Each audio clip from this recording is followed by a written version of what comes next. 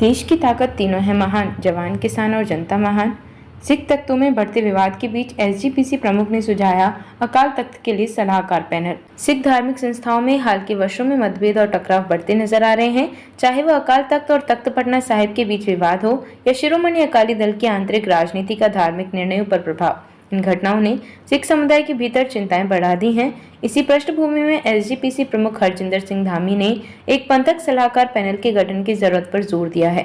धामी का सुझाव और उद्देश्य। एसजीपीसी अध्यक्ष हरजिंदर सिंह धामी ने एसजीपीसी की बैठक के बाद कहा कि अकाल तख्त साहिब के लिए एक सलाहकार पैनल का गठन किया जाना चाहिए। इस पैनल का कार्य पांचों सिख तख्तों के बीच समन्वय बनाए रखना और टकराव की स्थितियों को रोकना होगा। यह पैनल सिख समुदाय से जुड़ी शिकायतों और धार्मिक मामलों के समाधान की जिम्मेदारी भी निभाएगा, जो अब तक विभिन्न धर्म प्रचार समितियों द्वारा देखे जा रहे हैं। धामी के अनुसार यह पैनल सिख मर्यादा, पंथक एकता और निर्णयों की पारदर्शिता सुनिश्चित करने में मदद करेगा। विवाद की जड़। इस प्रस्ताव की पृष्ठभूमि में अकाल तख्त और तख्त श्री पटना साहिब के बीच हालिया टकराव है, जो शिरोमणि अकाली दल के प्रमुख सुखबीर सिंह बादल को धार्मिक सजा देने के विवाद से उपजा। तख्त पटना साहिब ने बादल के खिलाफ कार्यवाही की। अकाल तख्त ने इस पर आपत्ति जताई और खुद को सर्वोच्च धार्मिक सत्ता के रूप में स्थापित करने की दिशा में कदम बढ़ाए। इस टकराव से पूरे सिख पंथ में चिंता फैल गई और नेतृत्व की एकता पर सवाल उठे। हालांकि बाद में मतभेद हल किए गए और यह निर्णय लिया गया कि धार्मिक और पंथक निर्णय लेने का अंतिम अधिकार अकाल तख्त के पास ही होगा। एसजीपीसी की बैठक और पारित प्रस्ताव। एसजीपीसी की बैठक में यह स्वीकार किया गया कि सभी तख्तों को सिख परंपराओं और मर्यादाओं का पालन करते हुए कार्य करना चाहिए।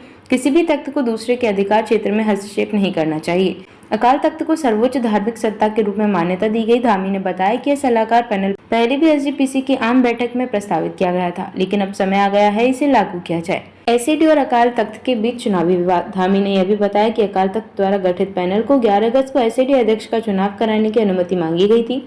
हालांकि यह पत्र एसजीपीसी के बजाय एक अस्थायी कार्यालय को भेजा गया।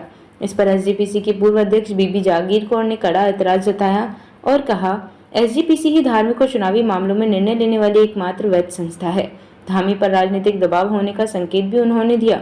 उन्होंने यह भी कहा कि पैनल के 2 सदस्यों के इस्तीफे के बावजूद उसकी वैधता बनी हुई है।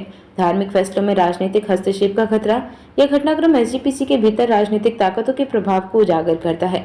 एसएडी द्वारा 2 दिसंबर 2024 को बागी नेताओं को लेकर बनाए गए पैनल को शुरू में ही अस्वीकार कर दिया गया था। इसके बावजूद अप्रैल 2025 में हुए एसएडी के संगठनात्मक चुनावों में सुखबीर बादल को फिर से अध्यक्ष बना दिया गया। एसजीपीसी इस मामले में दो राहें पर खड़ी नजर आई। एक और अकाल तख्त की धार्मिक सत्ता, दूसरी ओर एसएडी की राजनीतिक पकड़। निष्कर्ष और आगे की राह। धामी द्वारा प्रस्तावित सलाहकार पैनल को यदि पारदर्शिता, स्वतंत्रता और पंथक मर्यादा के दायरे में लागू किया जाए तो यह सिख पंथ की एकता, अखंडता और आत्मसम्मान की रक्षा में मील का पत्थर साबित हो सकता है। लेकिन यदि इस प्रक्रिया में राजनीतिक हस्तक्षेप जारी रहा तो यह न केवल धार्मिक संस्थाओं की साख को कमजोर करेगा, बल्कि सिख समुदाय में आंतरिक फूट को भी बढ़ा सकता है। देखते रहिए शेड स्पीक टीवी। लाइक, शेयर और सब्सक्राइब करना ना भूलें। देश, लोकतंत्र और भविष्य की सबसे बड़ी खबरों के लिए।